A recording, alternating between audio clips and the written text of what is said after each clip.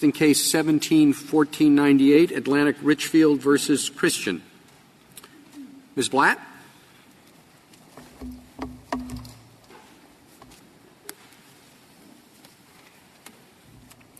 Thank you, Mr. Chief Justice, and may it please the Court.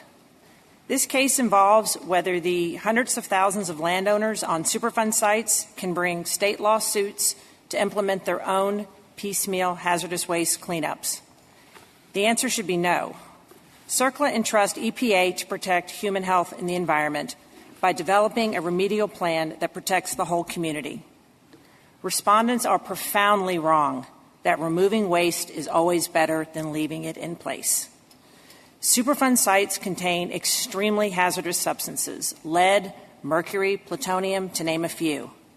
Excavation, transportation, and disposal of these substances is risky, not only to neighbors, but the millions of people who live next door to Superfund sites. Whether these risks are worth any benefits should be evaluated by EPA, not juries on an ad hoc basis.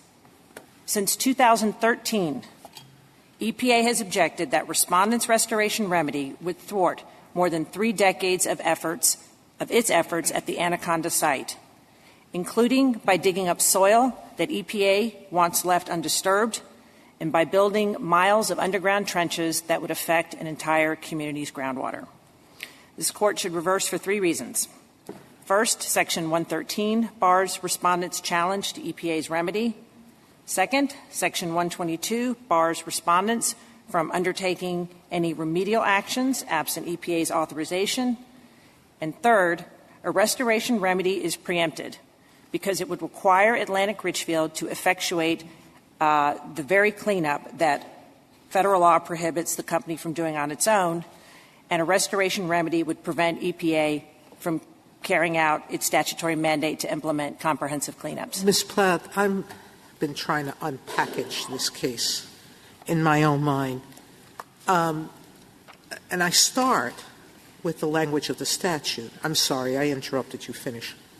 No, we're good. Okay. I'm sorry. No. I am trying to figure out, let's assume, for the sake of argument, that the remedial plan that the state court orders supplements rather than contradicts the EPA plan, that it was something in top of. I read the savings clauses to permit that. The savings clauses are very explicit that it's not displacing or intending to displace state law remedies for liability or for anything else. So if these plans supplement, why would this part of Montana law be preempted? So in terms of preemption, so it's quite emphatic to understand that Section 122E6 and the over 20 administrative orders impose both a floor and a ceiling on the type of cleanup. If I disagree that it's a ceiling, if I think it's just a floor, sure, and that the EPA has the power to decide whether any plan can supplement its own, of course, where does that leave this argument? So if I believe sure that it's a floor only, not a ceiling, that the EPA has the right to establish when a plan will be a ceiling, where does that leave this case? Okay, so in terms of conflict preemption, so we know that EPA would absolutely have to change federal law, which it could, to approve their plan. So you're absolutely correct. I'm sorry. Federal law requires a specific action level and a specific amount of dirt that can be dug and that no wall can be built. If that happens, yes, and EPA can change it. And this Court in Mensing said that courts do not withhold preemption based on the speculation that a federal government may change the law. And the law would have to — But it isn't the law, Ms. Blatt. It's the EPA Superfund plan for this site. The specific things that you mentioned are not in the law. They are in the EPA's plan. And if the EPA said, we permit what the landowners, the further cleanup the landowners want, we permit it, or we permit what they want with certain modifications. If EPA says yes, then there's no preemption that I could see that would be involved in this case. So that's not correct, because when you said plan, and maybe I misspoke, the law is not a U.S. code law. It's a binding administrative order where Atlantic Richfield would incur massive penalties every day if it violated. It's a law in terms of an administrative order that sets forth the plan. Now, Atlantic Richfield cannot carry out that plan without massive fines and violating law. In the order, it says undertaking any action without EPA's approval violates the order. And under ordinary... But suppose the EPA approves. The EPA says what you want to do is okay with us, or at least, as was suggested in the briefing, part of what the landowners want is okay with EPA. So all of the pillars of their plan violate EPA's order. And your supposition that EPA could approve it is just not the test under preemption. The test under preemption is whether a party today could independently do under federal law what state law requires. And I mean by that, and what this court in Mensing and Bartlett said, that means complying with state law duties without the government's assistance and permission. Well, Ms. Blatt, same kind of question. And maybe it goes to a bunch of your arguments. I mean, look, if I were writing this statute, I would say it all goes to the EPA. It's just, that's the sensible solution, to have one party that makes all the rules in this. But I'm not writing the statute, and the statute has 3 savings clauses in it, which suggests that the states have a significant role in this, and in particular one that says that the states get to impose additional liability or requirements with respect to the release of hazardous substances. And I guess, one way into this is if we imagine that this was done not with a damages rule, but suppose the Montana legislature just said, you know what, this plan that the EPA has put in place, it requires arsenic at a certain level, and we think it would be better to lower that. And we don't really care that the EPA thinks that that would not be a good idea for health purposes as well as for economic purposes. We think that that arsenic level should be lowered.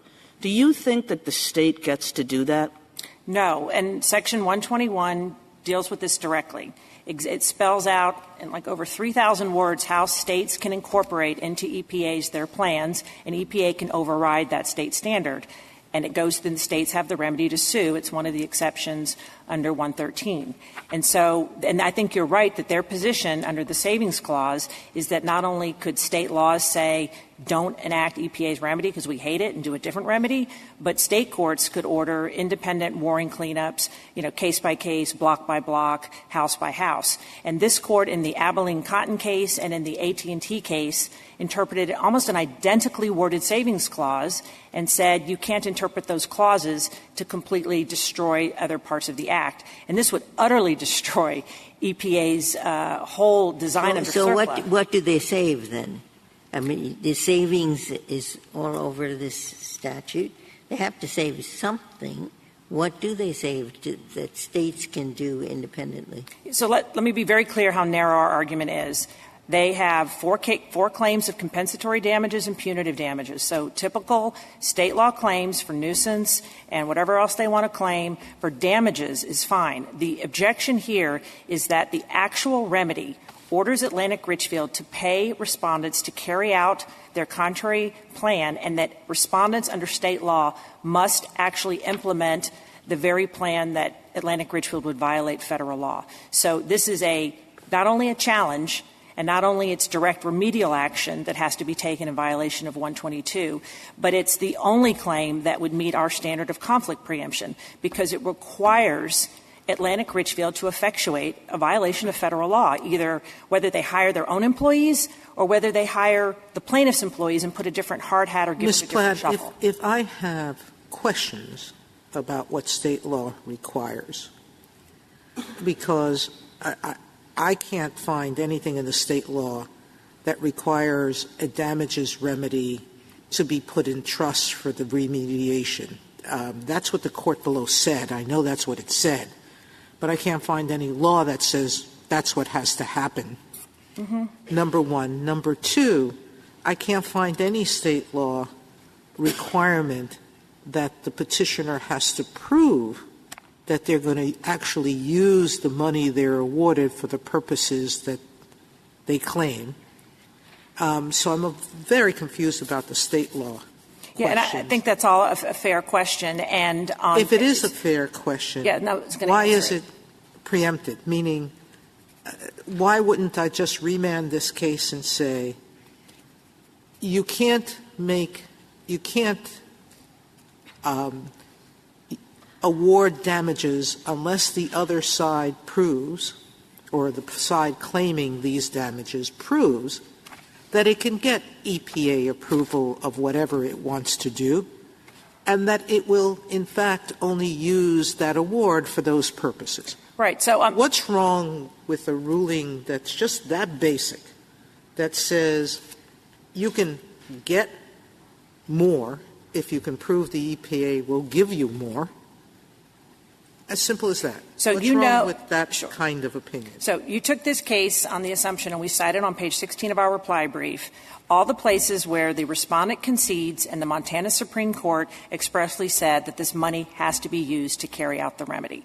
And that's the way this case comes up. If you want to know the reason for Sunburst, it's because of the reasons personal. So if you own a property and love it so much and you don't have any damages, the whole point of the restoration remedy to avoid the windfall is you have to spend the money. So I'm quite confident that I'm accurately stating Montana law, and the respondents never argued to the contrary. And in our reply brief, again, we cite all the concessions, including, I think, the opinion below in 3 places says the money has to go to a trustee and that money has to be spent on the cleanup.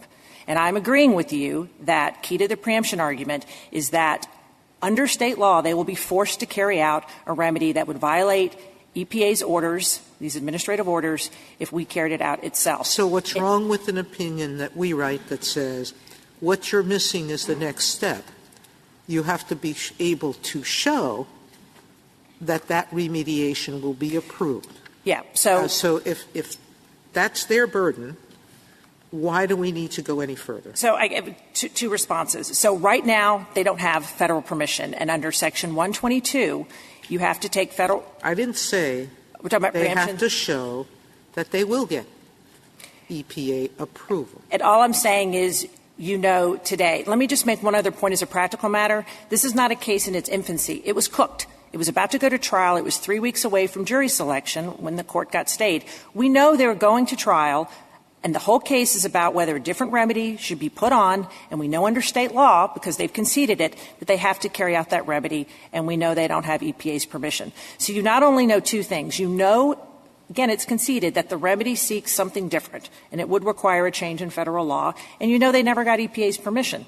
And I guess this is assuming we're not even getting it. The answer, I think, is this right, to the question, which is a question I had too, is that in order to bring an action where the result will be an order to do certain things, dig dirt or do physical things, if they are a potentially responsible party, they have to show not that EPA might approve it, but what it says is unless that such remedial action, which is the reaction they're seeking, has been authorized by EPA. And you know today that it has not. Not only has it not been, they never asked EPA. What we should do, if you are right on the potentially responsible party, is we should send it back and say they have to get that permission from EPA. And there is no need to answer the other questions. Is that right or wrong? That's wrong, and I disagree. You already know today they don't have it. And just as the case sits today, whether they could have brought some separate federal lawsuit after they asked state lawsuit, but you already know today that they never asked. Yeah, that's why I say we'd send it back. They do not meet that requirement if they are potentially responsible parties. So dismiss the case. Now, if you win in that respect, I'm asking if there is a need to reach the other two questions. Okay. I suspect there isn't, Right. but am I right? Yes, if you rule for us under Section 122 that they can't carry out their restoration remedy because they don't have EPA's permission, then that's sufficient to resolve the case. Fine. Now, they say they are not potentially responsible parties, but you say they are. Why? Because because they are landowners with hazardous waste on a Superfund site, and 3 provisions textually equate all persons who are owners and operators under 107 because they own land on a Superfund site. But they say they are not potentially responsible. Perhaps they were potentially responsible, but they are not potentially responsible because EPA and everybody else has told them they're not responsible. So no, and here's why. Potentially responsible parties has always been understood by this Court and everyone else as a status, not whether you could be liable. And their rule that says could you be liable at any given point in time is not only unheard of, it's unworkable, because you would never know whether a court would accept a defense, including Whether they were or they weren't potentially responsible parties, they are landowners, correct? And do I understand correctly whether they're PRPs or not, if they're landowners, they can't make any change without EPA approval? They can't take a statutorily defined term called remedial action that's defined in 101/24, and it defines what a remedial action is. So they can do ordinary things to their property. They can't do the major upheaval of 500,000 tons. Whether they're PRPs responsible to someone else or to the EPA, whether they're continuous landowners or something else that exempts them, that's my bottom line, which is the mere fact that they want to take some action on their land that's remedial, they would have to get EPA approval. Absolutely. And PRP status, it doesn't. Can you point me to the provision that says that says whether they're PRPs or not, as long as they're landowners, if they're going to take any remedial action on their property? So 122E6 is the one that says PRPs have to have EPA's permission for any remedial action, and then the 107, 122A, 122E1, and 105H4A is the one that defines or equates owners and operators under 107 with PRP status. Thank you, counsel.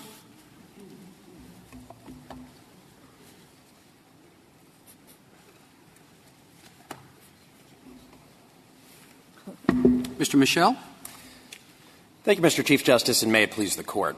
The United States is here because the narrow aspect of respondent's suit that is before this Court, namely the request for a distinctive state law remedy under which a jury may authorize a plan to clean up toxic contamination at a Superfund site in a way that conflicts with and in many respects physically destroys the EPA plan selected under CERCLA, squarely conflicts with CERCLA, and would jeopardize EPA's cleanups at this Superfund site and other Superfund sites across the nation.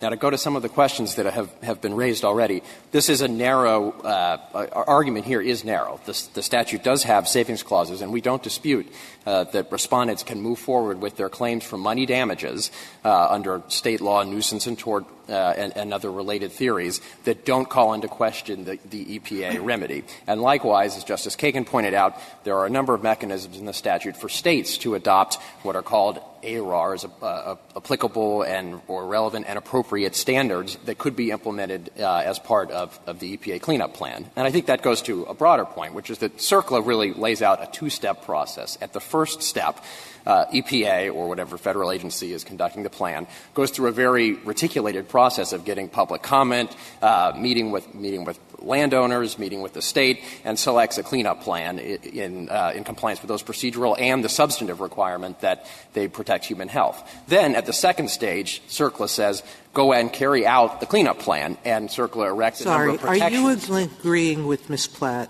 that your plan is both the floor and the ceiling? So I think it not necessarily in every respect, but I think in the respect that matters in this case it is. No. Let me go back. Is it always the ceiling? I mean, an EPA... An owner can come to you and say, I want to do more. And you can decide yes or no, right? Yes, absolutely. So it's not always the ceiling. I mean, yes, and in fact, the statute, as we discussed, as Ms. Platt discussed at length. So are you reading are you reading this remedy as requiring the remediation that's awarded no matter what, with or without EPA approval? I think the Montana Supreme Court decision implies that respondents could move forward with their claim as it now exists, even if they didn't have EPA approval. And we think that's How about if they did? If they could get your approval? If they could show that they could get your approval? I mean, if they could get our approval under 122E6, then we wouldn't have a problem with the All suit. right. How about if they're not a PRP? Let's assume they're a contiguous line. There's a whole set of arguments in these briefs by some of them, putting aside whether they're a PRP because of the statute of limitations, which, is not very compelling to me, okay? But putting that aside, let's assume that by definition they are a PRP. Or they're not a PRP. They're a continuous landowner that are not a PRP. What about those people? So I think an important distinction is that if they were found to be a contiguous landowner, that would not take them out of the status of being a PRP. That would imply that they're not liable.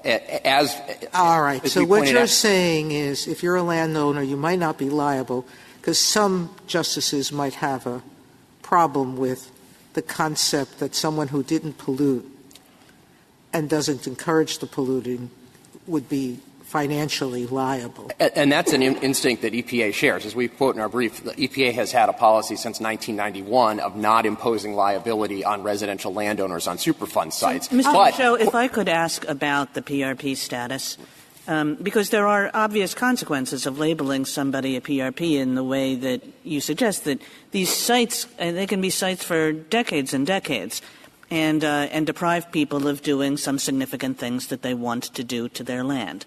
And the question, I guess, is why do we think the statute requires those consequences as to a person who has never been treated as a PRP by the government, who has never been involved in settlement negotiations, who under reigning law, including the statute of limitations, has no liability exposure? I mean, it would seem a big deal to take a person like that and say, you've lost some significant property rights. Why? So I think two responses. First, I do want to make clear that 122E6, the PRP provision that we're talking about here, only applies to remedial action. And that has a defined statutory definition. It's in 9601A4. Well, I said some significant things. Look, you can still, make a garden. Absolutely. You can still make a garden. Now, as to significant things, I think it does make perfect sense that you wouldn't want somebody who lives on a Superfund site doing things in the earth that will interfere with the EPA remedy. Of course, there is on a Superfund site a sort of butterfly flaps its wings problem where if you dig up 2 feet of soil on your land, you can kick up arsenic into the air, or if you dig a trench on your land. I completely take the point that might have been a sensible policy decision for Congress to make. But as I look at these provisions, where this PRP comes from is in a section that deals with settlement negotiations. And these people were not ever involved in settlement negotiations. Nobody for a moment considered that they should be involved in settlement negotiations. So to apply that section to these people seems, a stretch. So I don't think so, Justice Kagan. PRP is used in the statute a lot of different times, not just in the settlement. You're right that E6 is under the settlement provision. But if you look at E1, it equates owners on the site with PRPs. And so the Court could leave for another day whether PRP is coterminous with covered persons under Section 107 and simply decide that owners on Superfund sites are PRPs. And again, we think that makes perfect sense because by definition, when you have a cleanup plan that takes into account an entire Superfund site, as this one does, and one landowner does something that affects the earth or affects the environment, it's going to spread across onto other parts of the Superfund site. And the water barriers that we've discussed in this case are a good example, where EPA has a considered plan to treat the water in a certain way, and respondents want to dig. I think it's an 8,000-foot trench that would change the gradient and that would physically change the land in a way that could endanger the whole Superfund site off of their own property. So it is true that when you live on a Superfund site and you have large amounts of toxic chemicals, you are more restricted in the kind of land use. But it seems a very indirect way for Congress to have gone about this, as Justice Kagan says, to, in essence, hinder a landowner from doing any significant action for decades. I mean, I think it's not that strange to see that an owner of a Superfund site, somebody who lives on a contaminated property, is hindered from taking remedial action, which is a fairly significant action, without EPA approval. Of course, EPA can grant approval, and EPA has in other cases granted approval for remedial actions under Superfund sites. So your two answers are, one, it's only significant action, and two, EPA could grant approval. Absolutely. So it's a limited incursion to the degree that it restricts property rights. That's what comes with living on a Superfund site, and that's what's necessary to protect. Then what is your answer to the question Ms. Blatt was asked? If we say the landowners are PRPs and they have to get EPA permission for any restoration that they want to do, if the court said that, then I don't see that the further questions in this case need to be answered, and I don't see any reason to get into preemption. I agree with you, Justice Ginsburg. You could resolve the case by saying that respondents are PRPs who need EPA authorization and don't have it, and therefore their claim fails. What do we do about the government's prior representations that permission might be granted for something like this? Well, the government stands ready to listen to any proposals from the landowners. They have not formally presented us with any proposals, so we're working off of the best available information, which is the expert reports that they have introduced in the state litigation. So it's still at least possible that the government might approve something like this? I mean, based on what we know, we've made very clear, we're now in the Supreme Court litigating this case, that we would not approve what we understand their plan to be, but we're not saying never. Of course, they could present something and we would listen to it. And I might have missed it, but when is the government's role here likely to finish in this particular site? So I think the ongoing remediation will continue through 2025 is the latest projection. It may be that, there are continuing operations beyond that, but the active site remediation we expect to continue through 2025. Is there a takings claim, do you think, that arises from the government's position that any remediation efforts for a period of, 45 years is prohibited by landowners? I mean, in the literal sense, there's no takings claim because they haven't raised one in this case. I think more broadly, of course, one could raise a takings claim, but I think it would be a very weak claim given that, in fact, EPA's remedy has improved the value of the property and that you have to start from the premise that the property is covered in arsenic. It's improved the value of the property from its prior state, but not to the level that state law would allow. Well, I do think that that's an important point, Justice Gorsuch, is that the EPA plan fully complies with the state environmental laws. Those are the ARARs that I mentioned earlier. This is a separate private plan that a jury would have to approve. Thank you, counsel.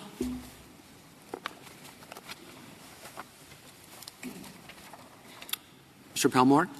Thank you, Mr. Chief Justice, and may it please the Court. This Court lacks jurisdiction, but if it finds it has jurisdiction, it should affirm. Briefly on jurisdiction. The decision below affirming denial of summary judgment on one damages theory and remanding for trial is non-final. This Court has exercised review over Montana supervisory writ decisions only where reversal by this Court would end the case entirely. That critical condition is absent here. On the merits, this Court held and explained in CTS versus Wahlberger that CERCLA does not establish a comprehensive remedial framework. Instead, it leaves untouched state judgments about causes of action and the scope of liability for property damage. Montana, like many other states, has made the judgment that one who puts toxic materials on another person's property is liable for trespass and nuisance, and that a measure of recovery is the cost of removal. Nothing in CERCLA bars that core exercise of state authority to vindicate private property rights. ARCO's invocation of Section 113H fails. That's the challenge provision because it doesn't apply in federal court, and even in federal court, it doesn't apply to state law claims. ARCO fares no better on Section 122E6, the PRP provision, because the landowners here are not potentially responsible for anything because they face no possible liability. And that provision certainly cannot be read to give EPA the vast power that it seeks, the ability to control forever the removal of a shovelful of dirt from a private landowner's backyard. There's no basis for preemption either. CERCLA establishes a floor, not a ceiling, on environmental remediation, and in several provisions makes clear that Congress wanted to leave state law in place, nor is there any impossibility. The duty that ARCO breached was the duty not to pollute. Nothing in federal law required it to do so. Justice Sotomayor? I still have a problem, which is, seems to me that if you go on if you own a piece of land and you know the EPA has been fixing it up, that whether you're responsible financially for the cleanup, that you shouldn't be able to interfere with the EPA's efforts. Meaning you might have a takings claim, as Justice Gorsuch claims. You might have some other claims, but I don't know how you can go about instituting a plan without conflict preemption, instituting a plan that interferes with what the EPA is doing. Your Honor, first of all, and this is critical, there is no interference here. The vast majority of my clients have had zero work done on their land, and if you put all their land together, the work has been done on only 5%. Okay, so on 95% of the land, literally nothing has been done. So there's no undoing there. On groundwater, EPA made the decision to do nothing to clean the groundwater in opportunity. So we're not undoing a remedy. We're doing something that where EPA has done nothing. And what's the 5%? They dug down 18 inches, they put in clean soil, and they planted grass. All we want to do... On the groundwater, I understand their position to be that if they did do something along the lines that you're proposing, it would have very significant adverse impacts. So the fact that they haven't done anything, that's what they want you. They don't want you to do anything. So you can't say having done nothing represents that there's going to be no adverse impact from what you plan to do. A couple answers on that, Chief Justice Roberts. First of all, they decided, if you look at the actual regulatory materials, and that the EPA makes decisions in this area through records of decision, which are official documents, they say they didn't want to do the groundwater remedy. It was a different wall. It was a different one because it was technically impracticable, which is a term of art under CERCLA for too expensive. In the regulatory materials, there is absolutely no finding that that wall, much less the one that we've proposed, which is different, would cause any environmental harm. If you look to what the government cites here for that proposition, if you trace it through, it's citing its own amicus brief in the Montana Supreme Court. If you look at the Montana Supreme Court amicus brief, the government cites literally nothing. So you're talking about the particular specifics in your case. But as a general matter, for example, you can understand that the EPA, looking at this, might say, okay, we're going to do this, we're going to do this, we're going to do this. And we're going to get to that as soon as we're done doing this other stuff. And yet someone else in your position would come in and say, well, you're not doing anything here, and so we're going to go ahead and do this. When the EPA's answer might simply be that, well, we haven't gotten to it yet, but we want to be the ones that decide what to do rather than the particular landowners there because we have a broader perspective affecting the whole site rather than individual sites where the people may reasonably want something to be done but still may be inconsistent with EPA's plan. Well, here, Mr. Chief Justice, the issue isn't we'll get to that later. They're done. All the remedial work, such as it was on our property, has been over for several years. They are completely done, and that's another reason why there's no interference with anything they're doing. I'm trying to move beyond your particular... And I understand that. So one could imagine a different case involving a conflict preemption claim with respect to the EPA remedial orders. That's not this case. ARCO's argument here, which Ms. Blatt articulated, is that CERCLA itself establishes a floor and a ceiling, such that any state law remedy that goes beyond, even 1 inch beyond what a remedial order required, is preempted. They are not making a very different argument that perhaps in a case like Your Honor is referring to could be made, which there could be an argument made that there's obstacle preemption with respect to an actual remedial order. That case might look a lot like Geyer, right? So if in a case EPA had evaluated various remedies, and it had rejected a remedy because it said that remedy will cause environmental harm, so we choose not to adopt it. No, the problem isn't – I don't think the problem we're stating is anything to do with preemption or anything. It's just whether someone in your position should first have to go and get the EPA's permission. And you talking about a shovel of dirt or something, suppose they did do something like that. Isn't there a remedy? It's called the Administrative Procedures Act. And you say here they've made it an administrative procedure and it was arbitrary, capricious, and abuse of discretion. That way, as the Chief said, as others say, we channel all this through the EPA and the courts reviewing the EPA. And what we don't have is 10,000 juries or 50 states or whatever it is imposing sometimes conflicting duties and leaving it up to hundreds of different judges to decide. Your Honor, a couple answers.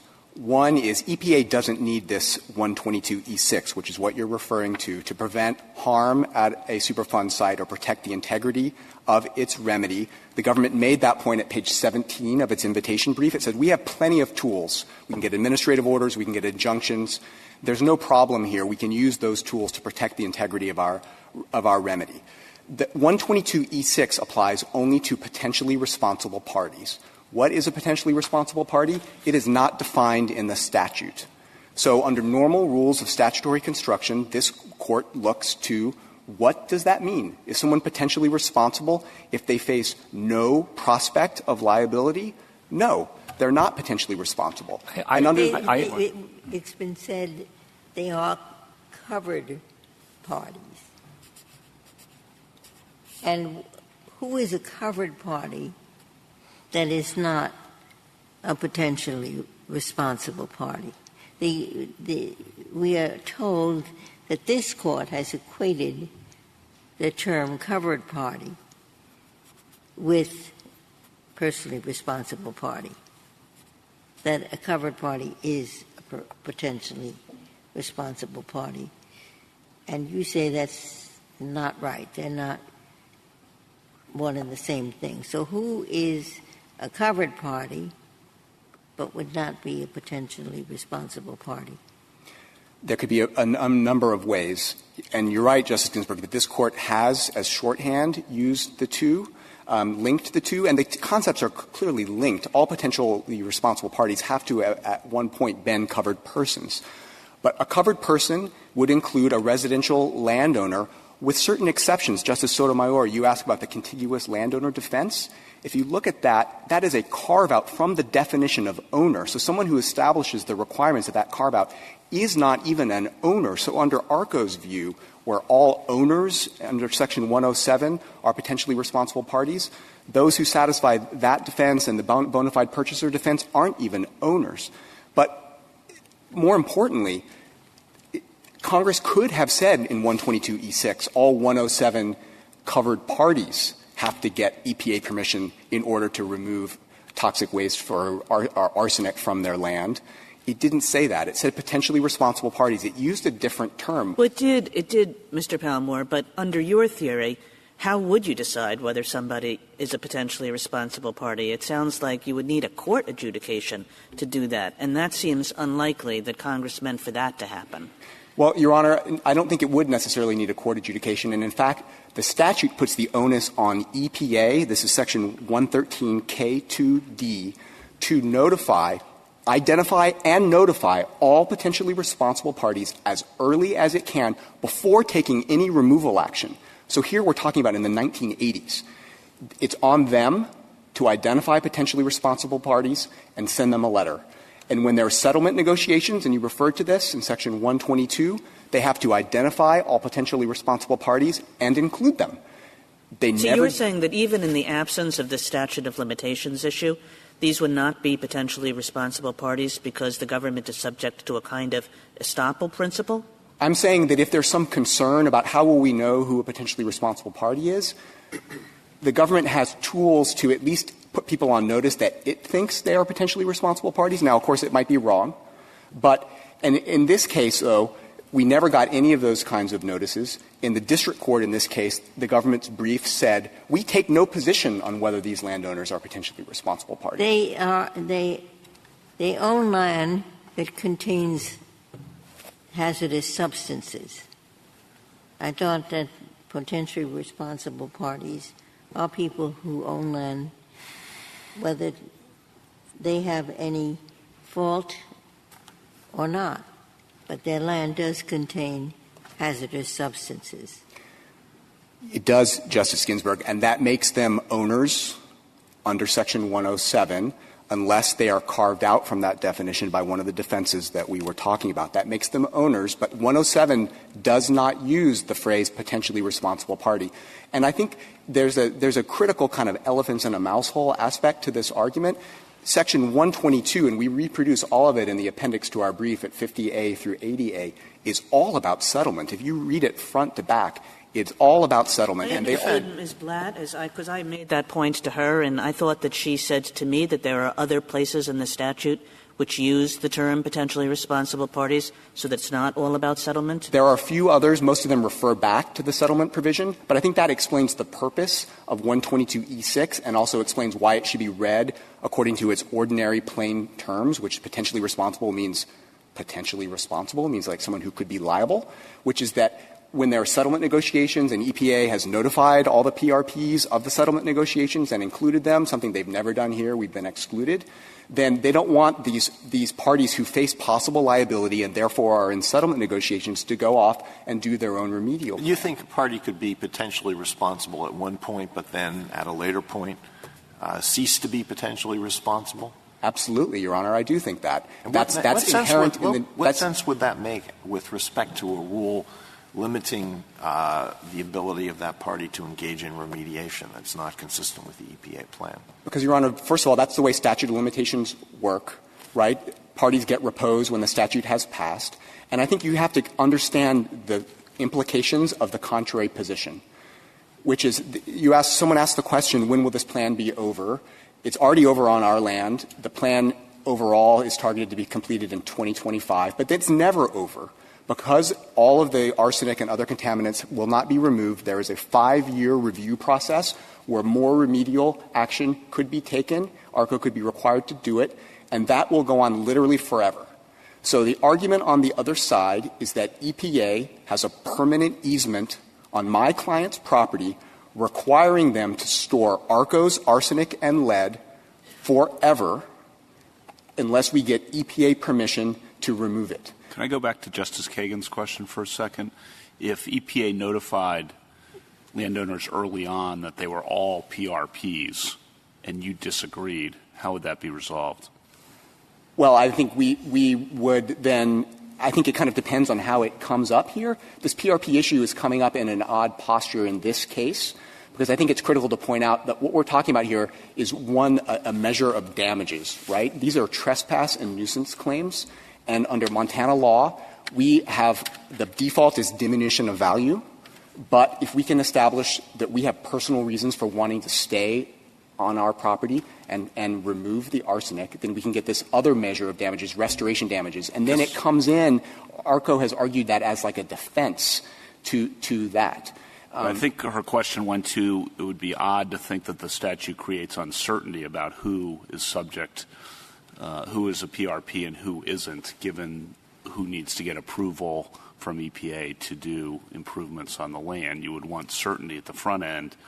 And if you can disagree, and she said go to court, that seems unusual for this statutory structure. Well, Your Honor, of course, EPA has the ability to provide some measure of certainty. It at least can put people on notice that it believes they are PRPs. It's actually obligated to do that under the statute, and it didn't do that here. Right, but even if they do, there's disagreement. That would have to be resolved somehow with satellite collateral litigation, I think, or else we'd be back in the same spot decades later. Perhaps, Your Honor, but I think that the assumption behind those kinds of questions is that EPA critically needs 122E6 in order to effectuate its goals on the Superfund side, and that's not correct. Would you think it would be an appropriate rule if basically it were up to EPA to designate potentially responsible parties, or at least that there were a strong presumption that if EPA designated somebody as a potentially responsible party, they were one? I don't. They certainly don't have the power to do it unquestionably because it's a defined term under the statute. So they did send us such a letter as a litigation filing, as a letter to counsel right before the cert petition in this case was filed. And so I don't think that's not binding because they're wrong. We're not potentially responsible parties. And it also came decades after they were supposed to do that, and they've never treated us as potentially responsible parties. But at least that would define a universe if done properly according to the statute. Yeah, you're quite right. I was not clear enough in my question. I actually meant as that they would designate somebody as part of putting together the settlement negotiations that 136 is all about. Absolutely. That would at least allow them to identify the universe and put people on notice that problem knowing you are your clients are landowners of land that is polluted and is a Superfund site. Now, they know that. And yes. You're a good lawyer. I wouldn't think there was actually a problem of their being ignorant. Maybe there is. I don't know what it is. I haven't seen it. So, does it boil down to, and you said this, but I don't think you're right, that on the one hand you said EPA gets some kind of permanent easement on their property to tell them what to do. But isn't that an overstatement? What EPA can do is they can say, we don't want you physically to change this land. And if you think that they are unreasonable, you go to court. That's their side of it. And you say they're unreasonable. Okay? That's simple. And most people can do that. And if you win, then it's really about the same thing. You can go and say, look, we, under our Montana statute, believe that we should not just get money, but we should get money that is earmarked and must be used to make physical changes in the property. That's the problem. And if you can do that, it may be easier to get. But the problem is that there could be many states that have that, and you can't run it in a central way.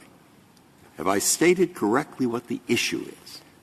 Perhaps, Your Honor. First of all, a couple of answers. One is Congress wanted to allow state law to They proceed. did for damages, there's no doubt, but is there any indication they wanted physical changes to be made by 40 different entities? Yes, Your Honor. If you look at Section 114B, which is a no double recovery provision, Congress contemplated that there would be state law recovery for removal, and the only limit it put on it was that there be no double recovery. Congress knew that there could be state law recovery for removal, and it allowed it to continue. And also, I think But what, Mr. Palmore, of the argument that what the state court might order conflicts with what EEOC, with what the EPA. For one example was given here. You want more arsenic removed. EPA said that that would involve danger. There would be additional hazards. The problem with not having EPA as the overall supervisor means that there can be clashes between what state law says is okay and what EPA says should be the proper treatment. Justice Ginsburg, of course, if EPA thinks that a remedy is going to cause harm, as it said in its invitation brief, it has ample tools to stop it. Second of all, there simply in this case, that might be an issue in another case. In this case, there is no such finding in any of the regulatory documents of environmental harm. They just said, we're going to go this far and no further. They didn't reject reject our permeable wall to clean the groundwater. They didn't say we can't do 24 inches. Much less did they say that any of those things would cause environmental harm. So one can imagine. It becomes a moot question if it's your obligation to ask them. Meaning, if you are a PRP and that's what we conclude, it would be your obligation to ask them for permission. So if Ms. Blatt is right that the award here, assuming you were to get one, were conditioned on you being a PRP and any action you took had to be approved by the EPA, what damage does this do to you? That would be a question. You would have administrative remedies to challenge their denial of any activity you wanted to take. That would be litigated by a court, but at least there would be clarity. Landowners on supersite funds, before you interfere with the EPA, get their approval. Or before you attempt to do anything, get their approval. What's wrong with such a rule? Well, Your Honor, of course, our position is we're not required to get approval because we're not PRPs. If we lose on that, and if you conclude we also are not contiguous landowners, which carves us out of the definition of owner. Well, their argument is all owners are PRPs. If we're not owners, we're not a PRP. Just assume if you assume away all of that, then it's really a state law question. This is a state law question. No, it's not a state law question. We would hold that it would conflict with federal law, with federal rules, if you go ahead with remediation without EPA approval. You are a PRP. And conflict preemption stops you from taking any actions that are not approved by the EPA. Period. End of case.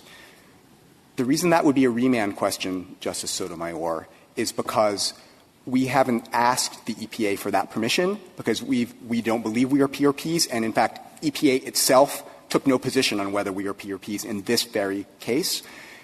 So we might be able to get in the district court in Montana. I thought their whole brief said you were. In the district court in Montana, the U.S. government said we take no position on whether landowners here are PRPs. Their position has changed dramatically over time. What I'm saying is we never had any reason to seek their permission.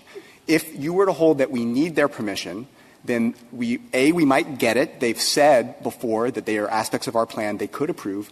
And B, to the extent that there's uncertainty about that, that is a state law question because, again, all we're talking about here is No, it's not a state law question. It's a federal we have said question. There's a conflict. It's a federal question. It's a federal question embedded in a state law question because the state law question is, do we intend to use this money to clean up our land? And that prevents windfalls. That's the Montana Supreme Court's decision in Sunburst. What they're saying is, well, you may not get EPA approval to clean your land, so you wouldn't actually be able to do it. How that uncertainty, that possibility of need for EPA approval would be factored in to the damages calculation is a state law question. Okay. If I could return to Justice Breyer. Well, okay, before you do that, I just was hoping you might return to Justice Ginsburg's question.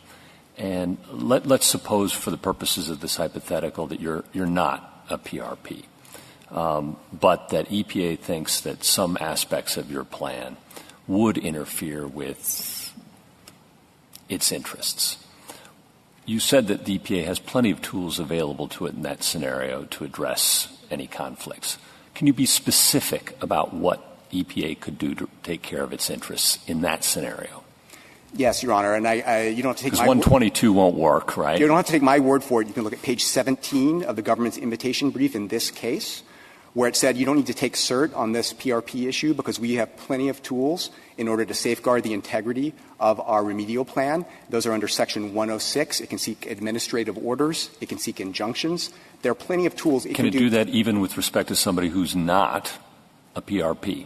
Absolutely. If someone is going to do something that's going to release toxic substances onto their neighbor's property or into a creek or something, then they have plenty of tools to address that. They don't need this ongoing supervision. And that ties into a part of Justice Breyer's question, which I didn't ask yet. I think the answer yet, which is you were asking about, well, couldn't they get approval and might this be a taking? It depends on what the default rule is, right? Where does the property right lie? Does it lie with EPA or does it lie with the landowners? Under Montana law, we have a right, a wrongdoer has put arsenic on our land, and we have a state law right to get a judgment sufficient to remove it. That's not applying the CERCLA health standard. That's applying bread and butter Montana property law. Am I right that your answer to Justice Gorsuch's question really just turns on who has the burden? Under your theory, EPA has the burden to initiate proceedings. Under the other side's argument, the landowner has the burden to go to EPA first. Is that an accurate way of looking at it? That is, Your Honor. So the presumption is we are private property owners, that we have control over our own property, and we can remove arsenic on our own property if we want to. Nothing in their 122E6 argument. Questions whether CERCLA displaces that. Whether CERCLA displaces that forever. Right. 1,000 years from now, under their view, we would, if we wanted to remove a shovelful of dirt. Either way, sorry to interrupt, either way, EPA would have the say. It's just whether EPA initiates or you go to EPA. I think you just said that. Yeah, but I think the default rule is critical, right? I mean, we have the bundle of property rights, and if we commit an environmental offense, then EPA as a regulator can use what its would the power government to go have after to us. show? What would the test be? What would the legal standard be? If they went after us, it would be a violation of CERCLA. These are this is what, and the government itself took the position that those tools are fully adequate here to protect the integrity of the remedy. These things are likely to be pretty complicated, and if one way, it's central. Everyone goes to EPA, and there's a central reviewing court. The other way, you want EPA to go to any place where a landowner has a law and in his favor that lets him do some things, and EPA is going to have to prove that this particular thing in each of these cases is a CERCLA violation, which is already a standard that's it might not. It might just be an interference with their plan. It might just be raising the cost of their plan. It might be who knows. I'm not an expert in this. But that's the question. How did Congress want this to work? Right, and one could imagine Congress writing a statute to give EPA complete control. Yeah, but they might have used the words potential do responsible person has to go to EPA, and by that meant that those people who live on owned property on a toxic waste center. That's what they argue. Right, Your Honor. Their position is that every single private property landowner in this vast 300-square-mile Superfund site has to get their permission to remove even a shovelful of dirt. No, I don't know. No, but that's the reason. That is page 34 of the blue brief. ARCO says remedial action covers virtually any physical action with respect to hazardous waste at the site, including storage, excavation. It has a list there. It's virtually anything.